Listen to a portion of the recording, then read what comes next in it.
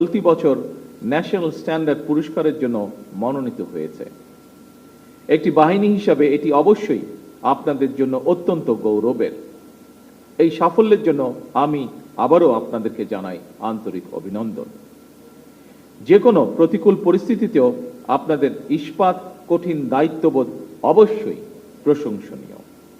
আমি জানি বাংলাদেশ সেনাবাহিনী হতে বিশেষভাবে নির্বাচিত এবং প্রশিক্ষিত সদস্যগণই এই রেজিমেন্টের দায়িত্ব পালনের জন্য যথানিয়মে নির্বাচিত হয়ে থাকেন।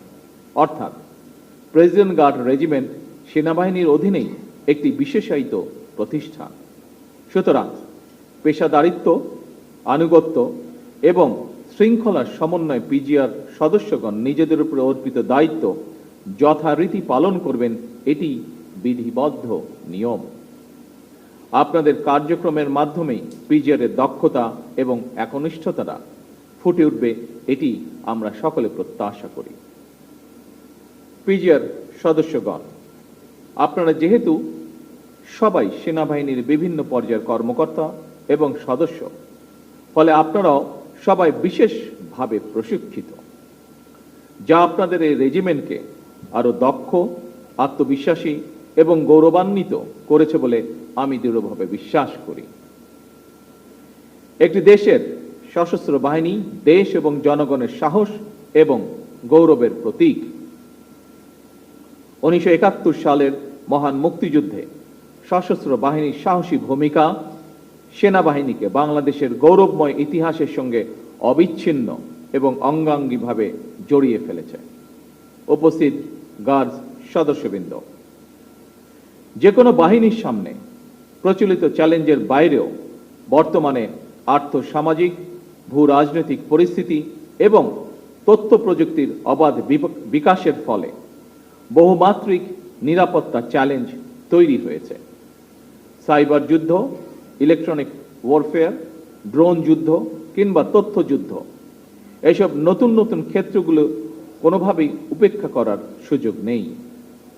এইসব বহুমাত্রিক চ্যালেঞ্জ মোকাবেলায় শুধুমাত্র পিজিআরই নয়, প্রতিটি বাহিনীকেই আধুনিক এবং সময়োপযোগী প্রশিক্ষণের মাধ্যমে নিজেদেরকে সার্বক্ষণিক প্রস্তুত রাখা অত্যন্ত জরুরি। একটি বিশেষায়িত বাহিনী হিসাবে সাহস, দক্ষতা, কৌশল এবং সার্বধানিক প্রযুক্তিতে পিজিআরের পিছিয়ে থাকার কোনোই সুযোগ নেই।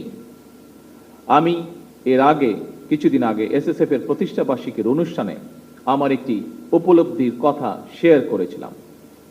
যেহেতু আপনারাও রাষ্ট্র এবং সরকার প্রধানের নিরাপত্তায় নিয়োজিত, সেহেতু আপনাদের জন্য কথাটি প্রযোজ্য বলে আমি মনে করি এবং আজকেও আমি একই কথাটি আপনাদের সাথেও শেয়ার করতে চাইছি। সেটি হলো, একটি গণতান্ত্রিক সরকারের প্রধান হিসাবে রাজধানী ঢাকা এবং ঢাকার বাইরে দেশের প্রত্যন্ত অঞ্চলে প্রায়শই জনসভা এবং বিভিন্ন রাষ্ট্রীয় কর্মসূচিতে আমাকে অংশগ্রহণ করতে হয়। ফলে সেই সকল অনুষ্ঠানে আপনাদেরকেও দায়িত্ব পালন করতে হয়। তবে এই ধরনের অনুষ্ঠানে ব্যাপক জনসমাগমের মধ্যে নিরাপত্তা নিশ্চিত করা অবশ্যই কিছুটা জটিলতাপূর্ণ। এসব কর্মসূচি পালনের সময় একদিকে সরকার প্রধানের নিরাপত্তা ব্যবস্থা বজায় রাখা, অপরদিকে নাগরিক জীবনের স্বাচ্ছন্দ্য নিশ্চিত রাখা, এই দুইটির মধ্যে ভারসাম্য রক্ষা করেই আপনাদেরকে নিরাপত্তা কৌশল প্রণয়ন করতে হয়। তবে আপনাদের প্রতি আমার আহ্বান, নিরাপত্তা কৌশল এমনভাবে বিন্যাস করা জরুরি, জনগণ যাতে নিজেদেরকে সরকার প্রধান থেকে বিচ্ছিন্ন মনে না করেন। একটি গণতান্ত্রিক সরকারের প্রধান হিসাবে আমি জনগণের বিশ্বাস এবং ভালোবাসার উপরে আমার আস্থা এবং নির্ভরতা বজায় রাখতে চাই। সুতরাং নিরাপত্তা কৌশল যাতে সরকার প্রধান থেকে জনগণ থেকে দূরে ঠেলে না দেয়, সেদিকে বিশেষভাবে লক্ষ্য রাখার জন্য আমি আপনাদের প্রতি বিশেষভাবে আহ্বান জানাই। উপস্থিত সুধীবৃন্দ, সশস্ত্র বাহিনীর পাশাপাশি পিজিআর কিংবা এসএসএফ এর মতন সফিস্টিকেটেড বাহিনীগুলোকেও সরকার আরো আধুনিকায়নের পরিকল্পনা গ্রহণ করেছে। এই বিষয়ে যথা নিয়মে পদক্ষেপও গ্রহণ করা হচ্ছে। আমি বিশ্বাস করি সশস্ত্র বাহিনী যদি দেশপ্রেমে উদ্বুদ্ধ হয়ে কঠোর নিয়মবর্তিতা অনুসরণ এবং পেশাদারিত্ব বজায় রাখেন, তাহলে দেশের সার্বভৌমত্ব আর কখনোই হুমকির সম্মুখীন হবে না বলে আমি বিশ্বাস করি, ইনশাআল্লাহ। প্রিয় গার্ডস সদস্যবৃন্দ, আমি আশা করব